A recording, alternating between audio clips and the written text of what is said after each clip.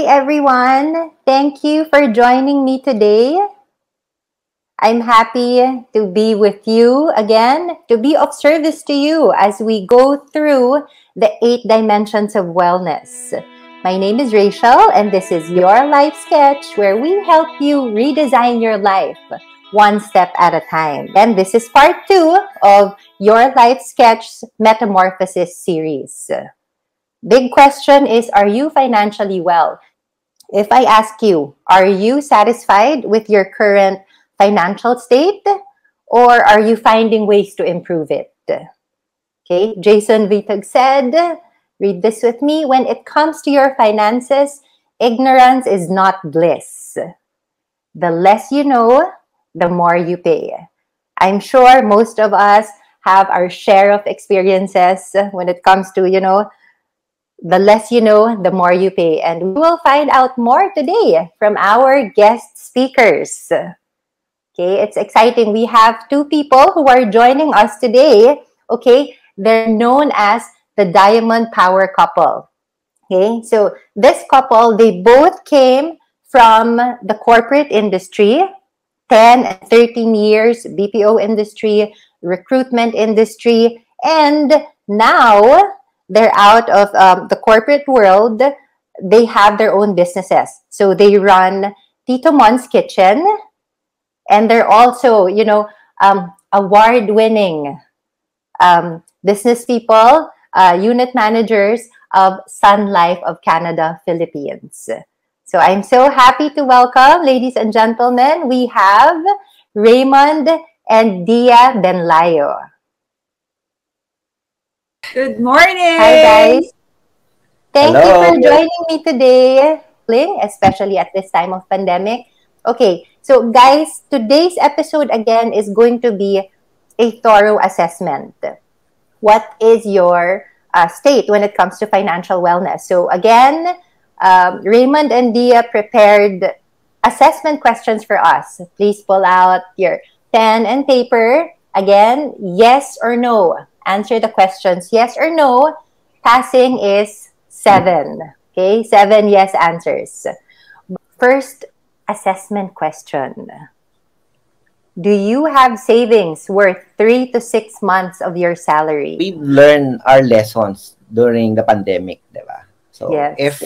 if you're a type of person na wala ka man lang savings, or sabihin natin mga 1 month or 2 months ng salary mo lang yung sweldo mo, medyo mahihirapan ka kasi nga, di ba, who know that this pandemic would last for 2 years, di ba? So actually, yung 6 months na savings nga, kulang pa siya. Pero that's the ideal, or parang pwede kang magsimula from that.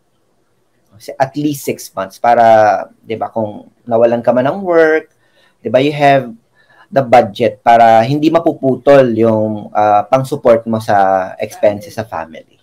Now, do you have a structured budget and a detailed record of your expenses? I'm using, actually, sabi ko earlier, I'm using an Excel sheet. And then I list down all the expenses up to the details. Let's say yung lahat talaga ng obligations natin at home, no? Even the debts and due dates nila as well. It's very important kasi yung pag tinignan mo, para mas ma-manage mo yung pera mo. So dati old school, I literally put it in an envelope and then I write it. This is for Meralco only. This is for water bill. No, kasi you control, dito to. Ito na yung sahod ko, dito to. Dito to. So usually as Pinoy, what we do, we always, diba? Make una the bills. And then, yes, that's the time, diba? Na parang kung what's left, yung naiiwan sa savings. Diba? So, for me, it's very important for us to be able to make sure that we are actually on the get-go with our budgeting. Is we also have to, mentioned earlier, it's the 60-20-20 rule. You're saying it's important, that we really track everything. I think, uunahin mo yung savings. Kasi, okay, savings muna. Parang, sabi nga, it's not how much money you make, but how much money you save. So, we can skip the part ng pagtatrack ng mga mga, kumbaga, maliliit na expenses. Pagka nakasave ka ng siguro at least 10 to 20% from your monthly salary, so kung ano yung matira, yun yung, kumbaga, pwede mo nang i-delegate sa kanya-kanyang mga obligations.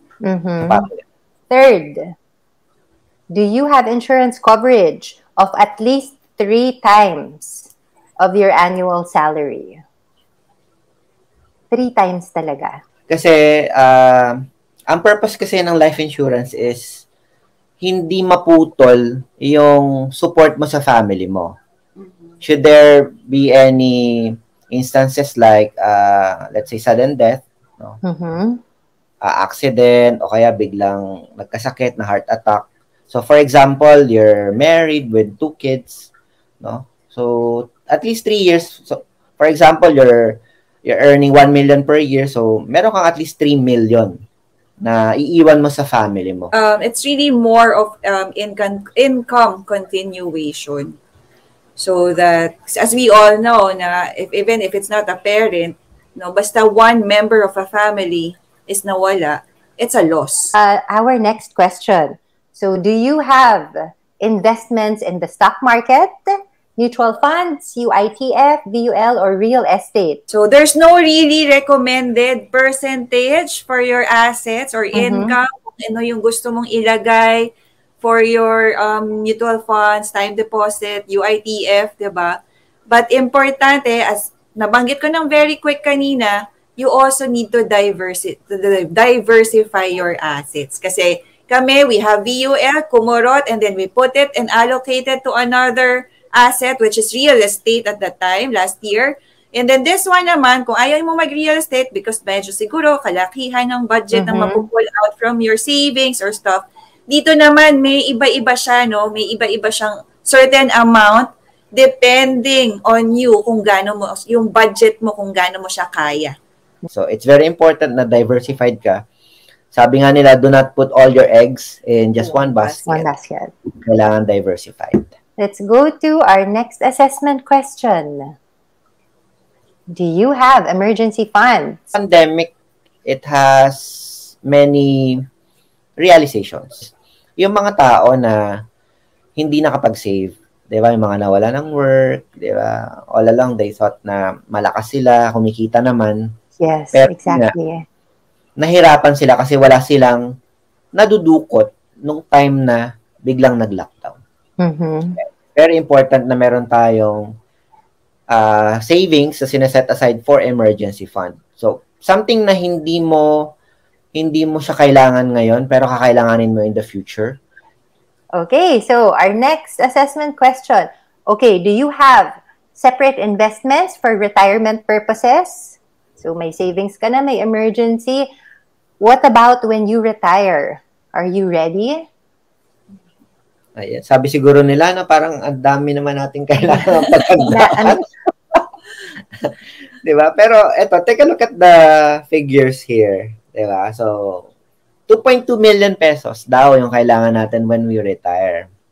So, but that's food alone because based on the computation, diba? 100 pesos daw, for example na lang, yung meal natin, no? Eh, kumakain tayo 3 times a day. Multiply by 365 days, so that is 109,500. If you retire at age 60 and mabubuhay ka until 80, so that is 20 years. So, 109,500 times 20, that's 2.2. Round off na lang natin, 2.2 M. yes. Pag factor in mo pa yung inflation rate, wala pa. diba? Hindi pa kasama dyan. And papaano na kung mag-asawa pa kayo? Kaya, di ba kaming dalawa, malakas kaming kumain. So, baka hindi lang 100 pesos. Exactly. So, food pa lang yan, imagine, no, na baka din i-add ko na rin pala, bakit 20 years? Kasi when we retire at age 60, diba, that's the average retirement age, and probably others are 65, and then up to 80 years daw. So, 60 to 80 years old, that's 20 years. Bakit 80 years old? Kasi with our lifestyle right now, sabi nila na yan daw yung average lifespan according to the mga experts na nag-research about this, no, na up until 80 is actually the lifespan natin. So, Okay, next assessment. Ako, I like this one. Medyo maraming realizations dito. Do you use the SMART method in setting your financial goals? specific, measurable, Dapat ba? attainable, realistic, and timely. Yes Dapat or smart, no? di ba? Smart. Ano bang example ng smart Yes, what's a financial goal? SMART goal? Ito, this is the perfect example, yung road to 1 million. Ayan, na-mention natin kanina, na there are people na nangangarap sila na maging millionaire. So sabi dito, yung unang column, ito yung annual savings mo daw. If nakakapag-save ka ng 12,000 pesos in a year or 1,000 pesos per month, if nilagay mo yan sa isang institution na kikita ng 4% per annum, compounding interest, in 37 years, 37 years. diba, you'll be having your 1 million. Now, take a look at the last figure, yung 60,000 pesos. Kapag nakaka-save ka ng 5,000 a month or 60,000 pesos, pag nilagay mo siya sa isang institution na nag-earn ng 10%, 10%. kikita ka ng 1 million or magiging 1 million yung pera mo in 10 years time. So, pag binalikan natin yung formula ng time multiply by interest rate multiply by money equals to your financial goals. So, you'll be having your 1 million pesos in 10 years time. So, 37 minus 10 years. So, nakasave ka ng 27 years Yes. of your life. So, anong Sure. ginawa mo? Number 1, in-increase mo yung amount na sinisave mo. Pangalawa, naghanap ka ng investment vehicle na kikita ng 10%. Next assessment question. Debts naman. Are you able to manage your debts efficiently? Credit cards, loans, mortgages. How is efficient debt management? Help us, guys. So, in terms of debt, most Filipinos meron naman talaga. Kasi, di ba nga, ina-achieve natin yung mga pangarap natin sa buhay, our financial dreams and goals like achieving your own house, your own farm, your own, but the important, it's okay, as long as, again, going back, live to your means, kung kaya ba. And then, for credit card, example naman is, alam mo ba yung minimum difference ng minimum due mo? At kung kailan mo siya dapat bayaran? Kasi kung minimum lang yan, may compounding interest. Parang binagbibiruan lang kayo nung binabayaran mo kasi minimum lang. Tapos kino-compound, lumolobo yung utang mo. No? So, iwas, no? Kung kaya mong bayaran, kung ano yung ginamit mo for credit card, better. And as much as possible, iwasan ng minimum amount due. For example, di ba, nasa mall ka, nakita mo naka-sale, na sabi natin 50 off, naka-sale, di ba? Word na sale. Nakasave ka ng 50%. For example, yung item is 3,000 before, 1,500 na lang ngayon. So, ang question ko sa'yo, nakasave ka ba talaga ng 1,500 pesos when you buy that item? Good question. To answer that, no. No. Why? Kasi nga, makakasave ka lang if you need that item. If it's Pero a kung need. hindi mo need, bumili ka dahil sale, napagastos ka ng 1,500. Exactly. Okay, do you spend time to understand the latest financial trends? So, we need to exert effort here rin, no? Why do we need to spend time? Kasi 'di ba nauuso ngayon yung mga NFT, 'di ba? Non-fungible tokens, mga cryptocurrencies. So in other countries, no, they start to embrace yung culture na digital na. When you go to China, 'di ba, pinambabayad nila doon, hindi na cash, no? Kahit yung mga elderly, binabayad nila ano na lang, puro crypto, kaya yung puro ano na lang, QR code, 'di ba? Yes. Pag nagbayad sila. So, Filipinos, we're starting to embrace that naman na. However, marami pa rin kasi na nasa scam. No? So let's be very cautious doon sa mga nag-o-offer na investment na malaki yung returns.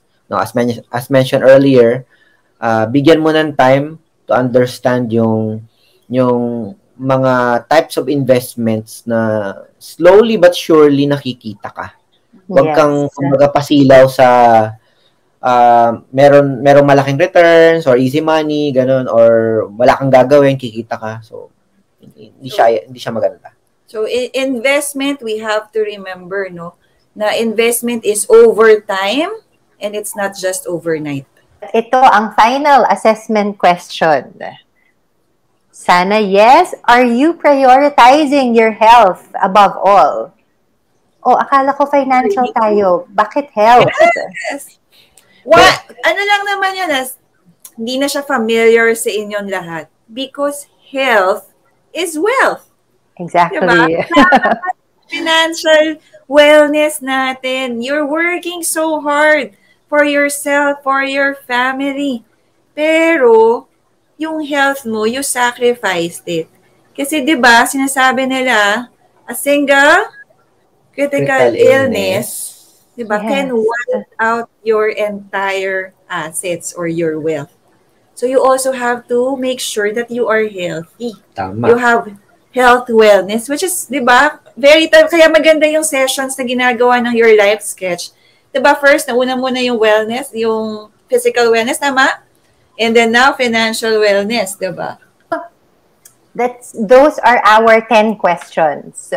So, did you guys pass or did you fail? It's okay if ang score is below 7, below 5, or 2, 3, 4. What's important is, right now, let's not delay anymore. Start working on it. Thank you, guys. We really appreciate your time and all the tips and all the suggestions that you made. Very enlightening for me and I'm sure for everyone watching. Kasi if we don't start today, when? Right? So, thank you. And we hope to connect with you again in the future. So, guys, let our affirmation be this. So, apart from I am abundant, let us also take to heart this. Money comes my way in both expected and unexpected ways.